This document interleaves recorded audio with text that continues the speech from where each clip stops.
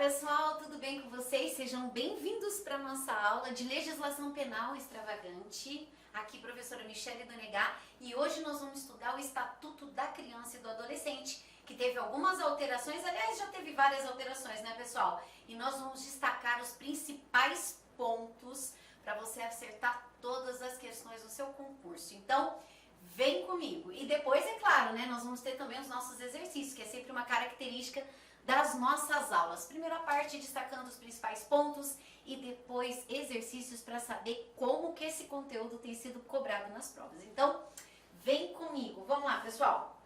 Nós temos aqui primeiro o Estatuto da Criança e do Adolescente, é da década de 90, e ele foi uma inovação no que diz respeito à proteção dos direitos fundamentais da criança e do adolescente. Mas quem é criança e quem é adolescente de acordo com o ECA? Criança até 12 anos incompletos e adolescente 18 anos incompletos. Então, cuidado que isso também é bem cobrado em prova. Criança para o ECA é até 12 anos incompletos. Acima de 12 anos é adolescente e abaixo de 18 anos é também considerado adolescente e adulto a partir de 18 anos. Então, essa é uma divisão que o ECA faz. A proteção internacional, o Brasil é signatário de tratados e convenções internacionais de proteção aos direitos fundamentais da criança. Não é que a criança e o adolescente não possam ser responsabilizados. Pode, mas deve ser levado em conta o seu grau de desenvolvimento e a sua capacidade de compreender os atos praticados. Então, como eles ainda são indivíduos em formação, o Estatuto da Criança e do Adolescente é uma legislação que protege a criança, ao mesmo tempo impõe algumas obrigações, algumas consequências, mas respeitando sempre o grau de desenvolvimento da criança e do adolescente, tá? Então, olha só, o artigo 227 da Constituição Federal fala que é uma obrigação de todos a proteção dos direitos da criança e do adolescente. Não é só da família, é de toda a sociedade. Então, é da escola, é do diretor, é do cuidador. Todas as pessoas devem zelar para que a criança e o adolescente tenham desenvolvimento físico, moral, psicológico, religioso, saudável, que ela possa se desenvolver em um ambiente saudável. E é responsabilidade da sociedade, pessoal. Por quê? Porque um indivíduo saudável, afetivamente falando, psicologicamente falando, moralmente falando, acaba sendo importante e beneficia toda a coletividade, toda a sociedade. Com quem que a gente quer conviver? Com uma pessoa saudável ou alguém que está sempre em confronto com a lei, ou é um delinquente, né? Ou acaba tomando o caminho do crime. Então, se é responsabilidade de todos nós, é porque no futuro nós vamos conviver com essas pessoas. Os nossos filhos vão conviver com essas pessoas. Então, que pessoas a gente quer deixar para o mundo? Pessoas melhores. Então, é uma responsabilidade de todos propiciar ambiente para que isso possa ocorrer. Então, olha só, a proteção dos direitos fundamentais eu já mencionei. Aí, o que nós temos? Criança e adolescente, já falei. A criança, 12 anos incompletos, adolescente, 18 anos incompletos também. Nós temos aqui a lei, o Estatuto da Criança e do Adolescente se aplica excepcionalmente até 21 anos. Né, as medidas socioeducativas. Então, por exemplo, vamos supor que o adolescente entra em confronto com a lei e pratica um ato infracional com 17 anos. Quando ele praticou ato infracional, por exemplo, de furto, ele tinha 17 anos. Né? Aí ele recebe uma medida socioeducativa, por exemplo, de internação, porque ele já é um adolescente que já tem outros atos infracionais, e o juiz então impõe a medida de internação, que a gente vai estudar um pouquinho lá na frente. Mas só para exemplificar, né? Nesse caso, esse adolescente vai ficar adulto no socioeducativo, né? Ele vai fazer 18 anos, 19 anos no socioeducativo. Nessa situação excepcional, a lei fala que o estatuto pode sim ser aplicado até que esse adulto complete 21 anos, tá? Desde que, lembrando questão de prova aí, desde que a data do fato ele tinha 17 anos, ou seja, que ele era menor de 18 anos na data do ato infracional. Isso é importante gravar para a prova, tá bom, pessoal? Então, seguindo aí. Quais são, então, eu falei, acabei de mencionar aqui, né, os princípios que regem o Estatuto da Criança e do Adolescente. Então, o Estatuto, ele tem, digamos assim, a base para ele, né? Alguns pilares que sustentam todas as normas que contempla e estão contempladas no Estatuto da Criança e do Adolescente. Esses pilares, né, essas bases, é o princípio da prioridade absoluta, né? O princípio da proteção integral da criança e do adolescente, que está lá no artigo 3º, que ela goza de todos os direitos, sem prejuízo, da proteção integral, assegurando-lhe, olha lá, ó, todas as oportunidades, facilidades, desenvolvimento que eu já mencionei, físico, mental, moral, espiritual, social, em condições de liberdade e dignidade. Então esse é o princípio da proteção integral, cuidado com ele, que ele cai bastante em prova. Então a proteção integral é a preservação dos direitos fundamentais com um objetivo muito claro, o objetivo do desenvolvimento saudável da criança e do adolescente, preservada a sua liberdade e a sua dignidade. Tá? Então, cuidado aí, já grava esse resuminho para você. E o princípio da prioridade absoluta são aqueles princípios, aquelas normas, né? Aquelas, na verdade, diretrizes ali do artigo 4º, que visam dar prioridade na destinação de recursos para criança e adolescente, a prioridade no atendimento em caso de emergência. Então, priorizar o atendimento de criança e adolescente, destinação de recursos também para garantir o seu desenvolvimento saudável. Então, olha só, é dever da família, como eu falei, de todos em geral, né? A efetivação dos direitos, vida, saúde, alimentação, educação, esporte, lazer, profissionalização, a cultura, dignidade, respeito, liberdade, convivência familiar e comunitária. E a prioridade absoluta, o que ela compreende? A preferência na formulação das execuções de políticas públicas, destinação privilegiada de recursos públicos destinados à infância e juventude, a questão do atendimento também prioritário, né, em caso de acidente ou em caso de emergência. Princípio da interpretação. O princípio da interpretação também eu já mencionei em linhas gerais bem no nosso início. Ele significa que todas as normas do ECA elas devem ser interpretadas de forma sistemática, levando em consideração o grau de desenvolvimento da criança e do adolescente. Então, olha só, conta com os fins sociais a que ela se dirige, exigências do bem comum, os direitos e deveres individuais e coletivos e a condição peculiar da criança. Quer dizer, eu não desmereço, né? Eu não desqualifico, eu não sou indiferente ao direito do adulto, muitas vezes lesado por um ato praticado por um adolescente. Eu não desmereço e nem desvalorizo o seu direito fundamental também, mas eu levo em consideração todos esses fatores. O bem comum, os direitos e deveres da pessoa atingida muitas vezes por aquele ato praticado pelo adolescente e leve em consideração a condição peculiar desse indivíduo em desenvolvimento. Harmonizo todas, como eu disse, com uma interpretação sistemática, eu harmonizo todos esses direitos e encontro o melhor caminho para solucionar aquele conflito, aquela questão envolvendo a criança ou adolescente. Isso pode ser um ato infracional, isso pode ser uma disputa de guarda, por exemplo, né? Nós sabemos que, só para exemplificar, numa disputa de guarda também é levado em consideração o princípio da interpretação, porque eu devo pensar no bem comum, o que é melhor para a família, né? O que é melhor para o pai e para a mãe, o que é melhor para o adolescente ou para a criança. Qual é o ambiente em que ela vai realmente ter garantido o seu desenvolvimento saudável, como preconiza o ECA? Qual vai ser o lugar que ela se sente mais à vontade, mais acolhida, mais amada? E aí, então, eu preservo o seu direito ao desenvolvimento afetivo saudável. Aí eu faço uma interpretação sistemática desses dispositivos para encontrar o melhor caminho. Então é isso, né? Eu diria que esses três princípios são pilares, né?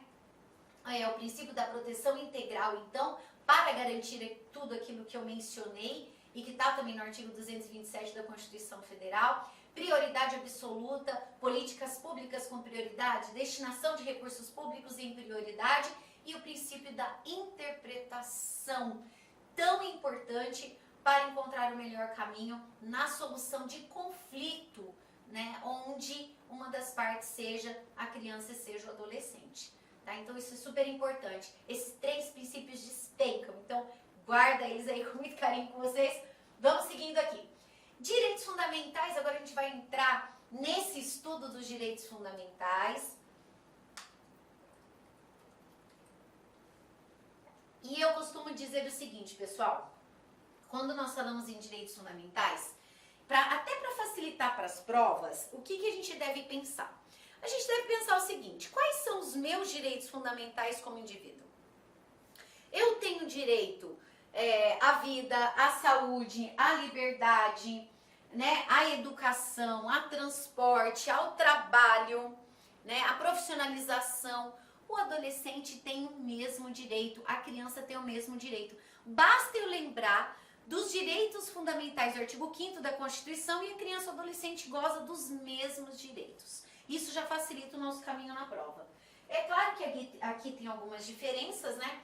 E aí nós vamos mencionar. Então vamos lá, o direito à vida e à saúde, artigo 7º a 14 do ECA, com algumas alterações que o Estatuto sofreu ao longo do tempo, mas a mais relevante para o concurso e que tem sido bastante cobrada, né, digamos assim, ela cai bastante, é a seguinte: o Estatuto foi modificado em relação ao direito à saúde, com a ampliação de um atendimento mais humanizado pelo SUS, né? A possibilidade da gestante ser acompanhada pelo seu companheiro ou cônjuge no momento do parto, ter os esclarecimentos em relação ao aleitamento materno, que é super importante, ser esclarecida também que não é crime entregar criança para adoção, né? Se uma mãe realmente ela não tem condições ou por alguma outra razão ela não quer criar aquele bebê, de repente é até fruto de uma violência sexual, por exemplo, ela pode procurar a Justiça da Infância e fazer a entrega daquela criança, né, para que aquela criança seja adotada por uma família, né, que a gente chama de família substituta.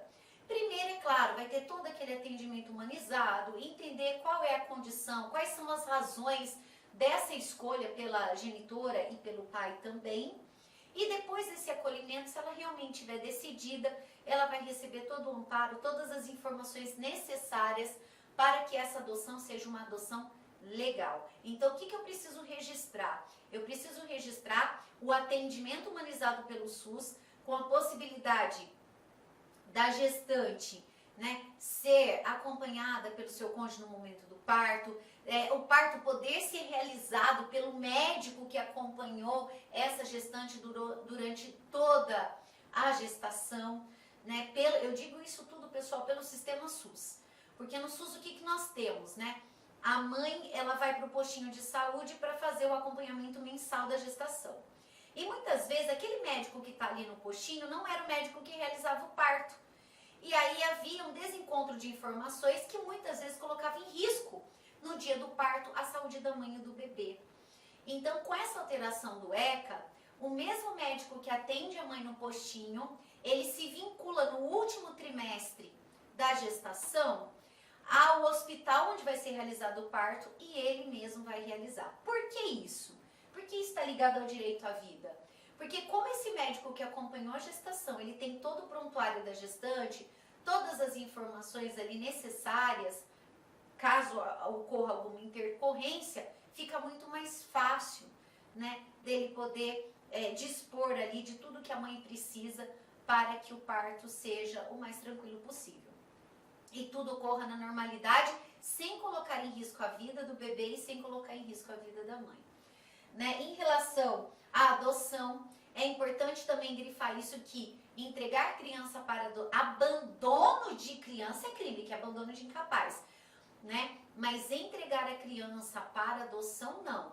Lembrando que, como eu falei, entregar a criança para adoção é procurar a Justiça da Infância, iniciar todo esse procedimento de entrega para que seja uma adoção legal. Porque entregar para uma outra pessoa sem passar pelo crivo da justiça, aí é uma adoção à brasileira e a gente tem alguns percalços aí em relação a isso, né? O que mais que nós temos de novidade aqui no direito à saúde? No direito da saúde, uma outra novidade interessante também é a ampliação do atendimento odontológico para a criança, a obrigatoriedade da vacinação, né? Aquele calendário nacional é obrigatório, o pai tem o dever, o pai e a mãe têm o dever de levar o filho para vacinar. É uma obrigação porque previne várias doenças, então tá essa obrigatoriedade lá também, que é importantíssima. Guardar, né, as informações em decorrência do parto, né, ter essas informações guardadas também é importante para fazer uma prevenção de doenças que muitas vezes possam aparecer, o prontuário, as intercorrências do parto, individualizar o bebê no momento do parto também, tudo isso, se esse protocolo, né, não for cumprido, pode caracterizar crime em algumas situações ou uma infração administrativa, que a gente vai ver um pouquinho mais lá na frente. Muito bem. Em relação ao direito à liberdade e dignidade, gente, eu poderia dizer para vocês sem medo de errar. O direito à liberdade e dignidade despenca. O direito à saúde é mais em prova que envolve profissionais da saúde. Mas o direito à liberdade e dignidade, esse despenca. E também tem uma questão interessante, né? Agora em 2022, se não me engano, julho de 2022, o Estatuto foi alterado novamente e foi inserido diversos dispositivos que trata da violência doméstica contra a criança e contra a adolescente. Esses dispositivos, né, essas alterações em alguns artigos do ECA, elas são importantes para que haja um efetivo combate à violência contra a criança e adolescente. Nós tivemos um aumento nos casos, principalmente depois da pandemia, né, de morte de criança e adolescente, pior, dentro de casa, né? E os autores geralmente são as pessoas próximas da criança e do adolescente. Então são familiares, são pessoas conhecidas, pessoas que gozam da confiança da família, gozam da confiança da criança, gozam da confiança do adolescente e acabam por violar e às vezes em situações, em desfechos realmente assim trágicos, né, envolvendo a violência contra a criança, como a morte, por exemplo, de criança e adolescente. Então, aqui nós temos, olha, vamos lá, o direito à liberdade, vamos por partes, né? O direito, a parte da violência cai ali na violação, não só a liberdade, mas a dignidade da criança, também o direito ao respeito, que a gente vai ver adiante. Então, olha só, o direito à liberdade, o que compreende? Quando nós pensamos em liberdade, geralmente a gente pensa no direito de ir e vir. Nós pensamos no direito de locomoção, mas pessoal, direito à liberdade não é só locomoção, né? Se hoje eu tô aqui e posso ministrar essa aula para vocês, posso tecer algumas críticas em relação ao estatuto, posso também fazer alguns elogios, posso sugerir, é porque eu tenho o meu direito fundamental de liberdade garantido. E a criança e o adolescente também tem. Então eles têm direito de brincar, têm direito de ir e vir, tem direito de expressar a sua opinião, as suas ideias, tem direito à liberdade de crença, tem direito à opinião política. Mas opinião política, criança e adolescente, sim, tem direito à opinião política, a se formar um cidadão politizado, a ter contato. Qual é a importância do indivíduo para a política? O que a política significa para a sociedade? Qual o impacto que ela traz? Qual é a minha responsabilidade? Quanto mais cedo o indivíduo se torna consciente dos seus direitos, das suas obrigações e que as suas escolhas impactam na vida de todo mundo, como por exemplo no voto, melhor para todos nós. E a criança e o adolescente, ela tem esse direito como garantia fundamental, que é o direito à liberdade. Então, olha só, muito interessante, né, pessoal? Que a gente nunca pensa e a banca cobra, hein? Cuidado com isso. Então, olha só, direito à opinião, expressão, crença, culto religioso, né? A criança tem o direito de escolher. Muitas vezes o pai e a mãe são de uma determinada religião e a criança está na escola e alguns amigos, por exemplo, frequenta né, uma escola dominical, ou frequenta um catecismo, ou uma evangelização, qualquer que seja a fé. E aí a criança fala, mamãe, eu queria ir com meu amigo e tal, né? Então ela tem esse direito, ela tem essa liberdade. A orientação religiosa deve ser dada pela família, né? Mas o direito de escolha é uma garantia, é um direito fundamental da criança e do adolescente. Brincar, praticar esporte, divertir-se, então ela deve ser estimulada. Por quê? Porque a brincadeira e o esporte, ela reforça o valor de conviver em sociedade, de socializar, né? De lidar com frustrações, com o sucesso, com fracassos, com o cair e levantar. Na verdade, brincar, divertir-se, praticar esporte é um treino para a vida. E isso deve ser estimulado pela família e é um direito fundamental da criança. Lembrando que quando a gente fala em direito fundamental, e aí eu já mencionei o direito à vida, à saúde, agora falando em liberdade, vocês percebam, a gente sempre vai voltar para os pilares do ECA, né? Porque quando eu respeito a liberdade de brincar, de praticar esporte, de divertir-se, de expressar opinião, eu estou, na verdade, protegendo a proteção integral. Lembra que a gente viu lá, né, um dos pilares do ECA? Eu estou protegendo, eu estou contribuindo para o desenvolvimento saudável da criança e do adolescente. Porque agrega valor, agrega um valor muito caro, muito importante para o indivíduo, na brincadeira, naquele momento que está socializando com outras pessoas, com outras crianças, outros adolescentes, né, que vêm de outras famílias, com outras histórias, muitas vezes com outras culturas. Ali eu exercito o respeito, né? O respeito à diversidade. Então, é muito importante que a família estimule de fato as brincadeiras e prática de esporte. Participar da vida familiar e comunitária é um direito da criança. Aqui eu chamo a atenção, principalmente quando ocorre o divórcio, né? Porque quando o divórcio acontece, muitas vezes os pais magoados, a mulher magoada ou, né, o ex-marido magoado, há um distanciamento daquela convivência familiar tão comum, né? Então almoçava todo domingo na casa da avó, dos avós, paternos ou maternos, encontrava toda semana os primos, maternos ou paternos. E de repente com o divórcio se rompe muitas vezes essa rotina, né? Não vai mais almoçar na casa dos avós, não visita mais os primos, porque lógico, estão magoados, estão ressignificando aquela relação, aquela relação familiar, eu estou dizendo, né? Não mais a relação como casal. Porque assim, muitas vezes há esse rompimento, não existe mais a relação como casal, mas vem sempre a pergunta, mas a gente continua sendo família. Eu continuo sendo a mãe, ele continua sendo o pai, como que nós vamos ressignificar a família? E muitas vezes, imbuídos daquele sentimento de mágoa, de ressentimento, os pais acabam distanciando os filhos do convívio familiar. E esquecendo, né, que a convivência familiar e comunitária é um direito fundamental do filho, da criança, do adolescente. Então é muito importante levar isso em consideração no momento do divórcio. É um exemplo que eu estou dando aqui para tornar mais fácil a compreensão desse direito. Então levar em consideração, fazer a pergunta objetiva. Meu filho, a nossa situação agora é essa, tal, o que você gostaria, como é que você gostaria, como é que você está enxergando isso? Muitas vezes, pessoal, precisa até de um auxílio de um profissional, né, da psicologia, para também auxiliar a família nessa ressignificação.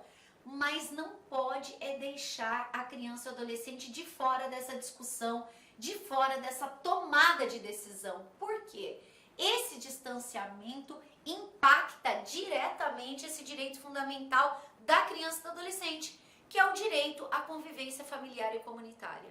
Então, como é um direito da criança e do adolescente, é um ator ali nesse contexto e esse ator também precisa ser ouvido para uma tomada de decisão consciente que preserve seu direito. Tá? Então, é muito importante isso. É o exemplo que eu dei aqui, né, em que pode ocorrer aí uma violação. Nós temos a participação da vida política, como eu falei, né? Buscar refúgio, auxílio e orientação é um direito da criança nos casos em que ela sinta que está ocorrendo algum tipo de violação aos seus direitos. Ligar para o conselho tutelar, buscar ajuda e se for uma situação de refugiado em razão de disputas políticas, guerras ou, né, desastres, a criança também tem o direito e ela tem prioridade nesse atendimento, de buscar refúgio, né? Lembrando que nós temos aqui a lei de imigração, que reforça esse direito da criança, tem as pastorais, que recebe crianças, que recebe famílias refugiadas, que buscam auxílio no nosso país. Temos uma legislação bastante avançada nesse sentido, né, para atender essa demanda nessas situações em que eu mencionei. Vamos lá. O direito ao respeito. O direito ao respeito é o que eu sempre digo. Como é que a gente pode exemplificar a questão do direito ao respeito? O exemplo que eu sempre dou é pensar num semáforo, né? Então a gente vê lá o semáforo com o sinal verde, amarelo e vê o vermelho. O respeito ou a negligência em relação ao direito ao respeito, ela vai acontecer quando eu ultrapasso esse sinal vermelho, né? Quando eu sou invasivo, quando eu não respeito a individualidade, a autonomia, os objetos pessoais da criança e do adolescente. Porque há uma cultura ainda no nosso país de coisificar. Da mesma maneira como há uma cultura de coisificar a mulher, né, tratando muitas vezes a mulher como um objeto, como a sua propriedade, muitas vezes numa relação de dominação afetiva, nós também acabamos estabelecendo esse tipo de relacionamento com os nossos filhos, o que é extremamente nocivo, né? Então é como se o filho não tivesse vontade, como se o filho não tivesse autonomia. Ele faz aquilo que eu quero, ele faz aquilo que eu mando, como se ele não tivesse direito de escolha.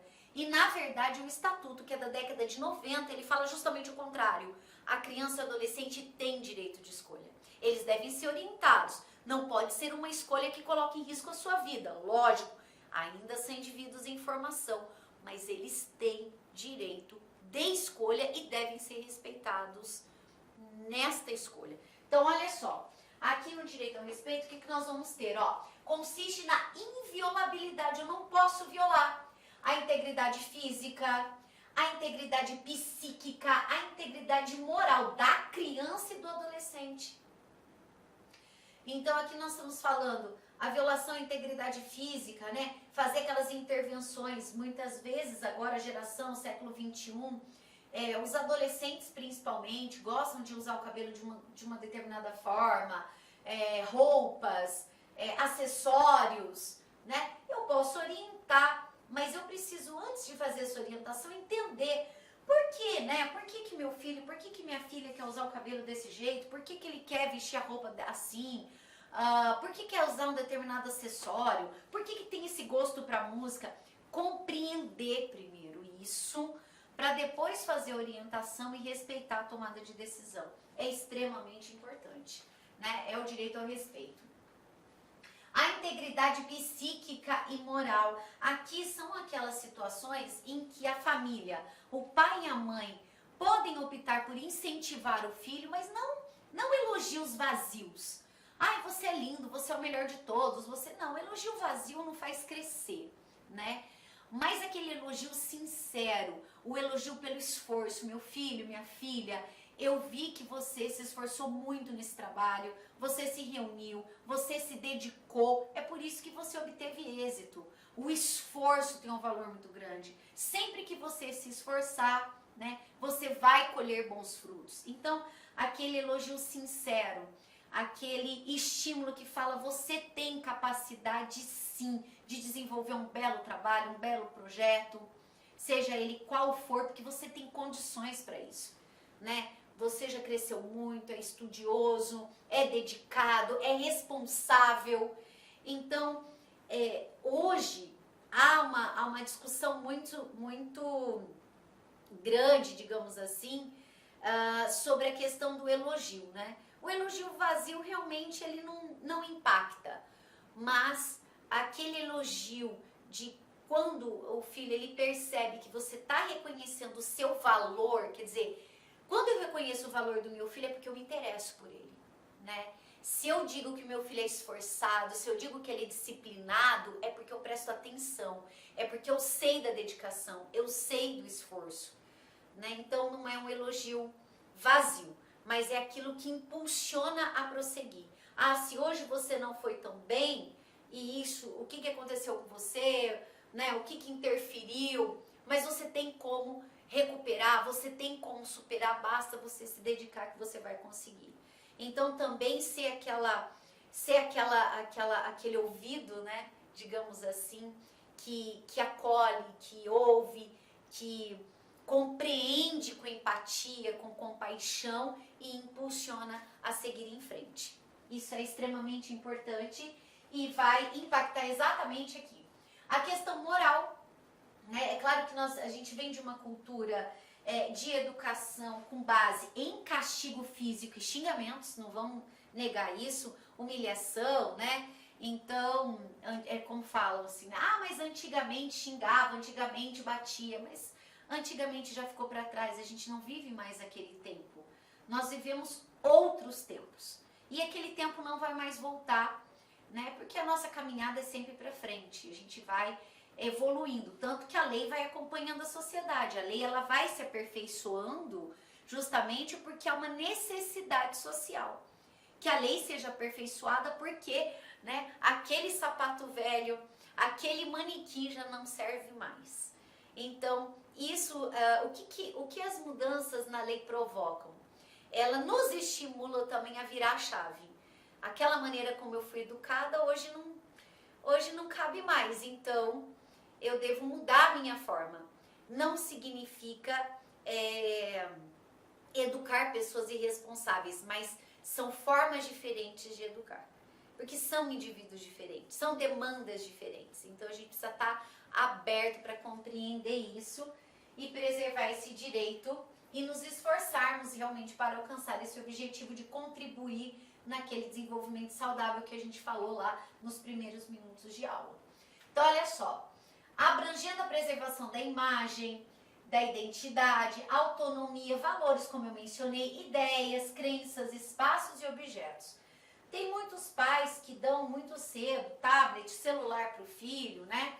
E depois fica querendo a senha de tudo, querendo olhar tudo. Então, assim, o ideal assuma esse compromisso com seu filho, faça os combinados com ele antes de dar o presente, né? Porque depois que dá o presente, deixa o filho livre, aí de repente está querendo a senha de tudo, de repente quer ver todas as conversas que o filho tem com os amigos, com amigas, né? Isso é extremamente invasivo. A questão de imagem, fotos, é muito bonitinho postar fotos em redes sociais quando o filho era pequena, mas será que agora, que é adolescente, muitas vezes na fase da adolescência, postar essas fotos se torna constrangedor para o adolescente. Não, ele tem vergonha, porque tem medo do julgamento dos outros amigos. Então, assim, conversar sobre isso não pode ser um tabu. Conversar sobre essas questões não pode ser um tabu. E aí, então, eu tenho garantido o direito ao respeito. Resumidamente, é isso, né? É o dever de todos zelar pela dignidade. Gente, esse artigo 16, 17, 18, como eu mencionei, ele despenca. Mas esse 18 é o queridinho. Então, olha só. Ele trata do direito à dignidade da criança e do adolescente, pondo a salvo de qualquer tratamento desumano, violento, aterrorizante, vexatório e constrangedor. Então, olha só o que ele vai trazer para nós. Ele fala que a criança e o adolescente têm o direito, né, de ser educado sem o castigo corpóreo, sem o tratamento cruel, degradante, humilhante, ridicularizante. Então ele vai colocando ali algumas situações, ó.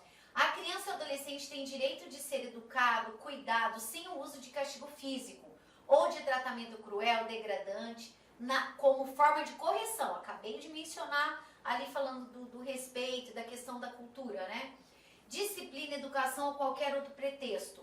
Pelos pais, integrantes da família ampliada, pelos responsáveis, quer dizer, a família ampliada é a família extensa, né? São aqueles familiares que convivem com a criança e adolescente. Agente público, executores de medida socioeducativa, ou seja, por ninguém. Ninguém que tenha o contato com a criança tem o direito de violar sua integridade, de colocar a criança ou adolescente numa situação constrangedora, vexatória, seja em sala de aula, seja dentro de casa, seja em algum espaço que a criança esteja ali convivendo, porque isso caracteriza a violação à dignidade. E aí, o próprio ECA já traz para fins da lei o que é o castigo físico, né? Então, olha só, o castigo físico, de acordo com o ECA, que é muito usado como forma de correção, e que não pode, porque caracteriza crime, além de grave violação à dignidade, é aquele castigo que impõe à criança e adolescente sofrimento físico ou lesão, né? Então é bater, é chutar, é puxar cabelo, né? Essas situações de violação à integridade física, né? Tratamento cruel ou degradante. Cuidado, viu, gente? A banca costuma fazer uma salada aqui, ó. Então, castigo físico é o qual impõe sofrimento à criança e adolescente ou lesão, tá? Tratamento cruel ou degradante é aquele que humilha, né? É aquele que ameaça gravemente ou ridiculariza. Então, cuidado para não misturar.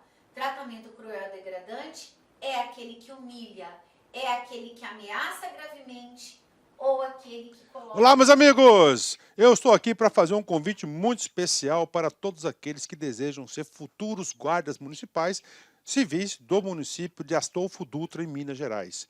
Eu sou professor LAC, concurseiro profissional e especialista em concurso público, que somente no ano de 2022 eu fui aprovado em 11 concursos públicos e eu estou aqui para te ajudar nessa caminhada. O nosso querido site LAC Concursos, nós estamos especializando em concursos de guardas municipais. Nós estamos atendendo aí vários concursos de guardas municipais e eu tenho certeza absoluta, se você seguir as nossas orientações pedagógicas, se você seguir a nossa metodologia do personal coach, personal significa pessoal e coach significa treinador, você terá reais condições de aprovação nesse concurso. O nosso serviço é muito bom, pode acreditar. Vem comigo que eu vou apresentá-lo a vocês, né? Primeiramente, né, professor, aí ó, Guarda Municipal Civil, né, Astolfo Dutra, Minas Gerais, o nosso curso é 100% online, completo e atualizado, tá certo? O edital publicado, ponto a ponto do edital, tá? Nosso personal coach começa o dia 19/6.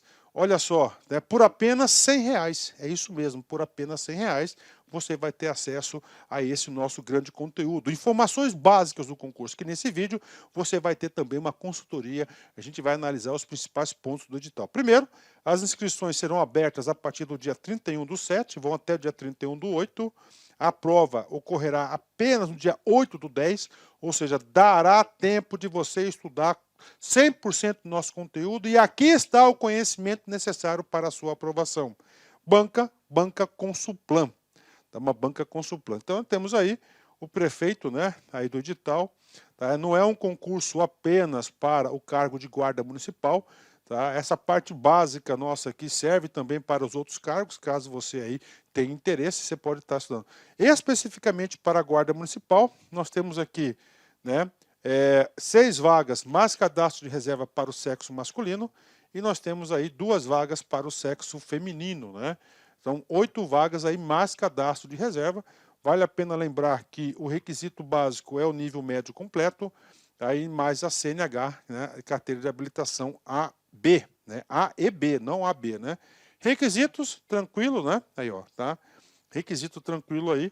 Tá? Nomeação, beleza, né? Requisitos para investidura dos cargos, né? Tranquilo, né? Sem problema nenhum, né? Vem comigo. Como é guarda municipal, nós temos que seguir a 13.022, que é o Estatuto Geral das Guardas Municipais, então lá diz que é nível médio, lá diz que tem que ter TAF, que é o teste de aptidão física, avaliação psicológica e entre outros, né? Como é que vai ser a avaliação, né?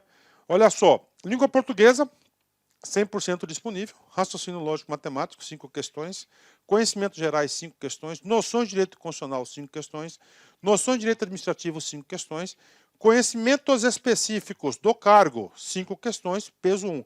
No total, você tem 30 questões, né, peso aí 30, né? Então isso aqui é para o cargo. Professor, eu vou fazer, por exemplo, para auxiliar administrativo. Cara, esses conhecimentos básicos aqui, serve para todos os concursos, né? Todos esses cargos aí. Então você pode estar estudando com a gente. Olha aí, língua portuguesa, tudo isso por R$ 100. É isso mesmo, R$ 100. Você pode dividir ainda em 10 vezes sem juros no cartão de crédito, né? R$ 100 é um investimento aí bastante em conta.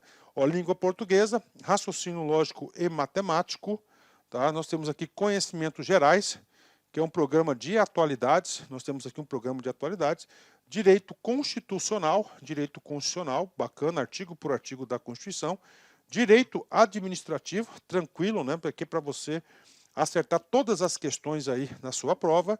E nós temos aqui os conhecimentos específicos, é ponto a ponto do edital. Só tem uma observação, tá? Que é o seguinte, não, essas leis aqui, Estatuto da Mulher, Maria da Penha, desarmamento, idoso, Código de Trânsito, né? ECA, né? Constituição Federal, Lei de Improbidade Administrativa, bacana, né? Fechou.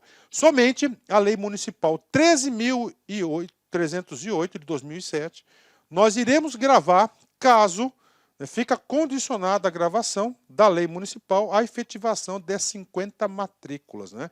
Eu mesmo sou aí especialista em estatuto, eu terei o maior prazer de gravar, caso a gente tenha aí 50 matrículas, nós iremos fazer a gravação dessa lei aí, ponto a ponto e artigo a artigo. Então, meus amigos, está aí a oportunidade, vem estudar conosco, que eu tenho certeza que você não vai se arrepender. Forte abraço, fique com Deus, tchau, tchau.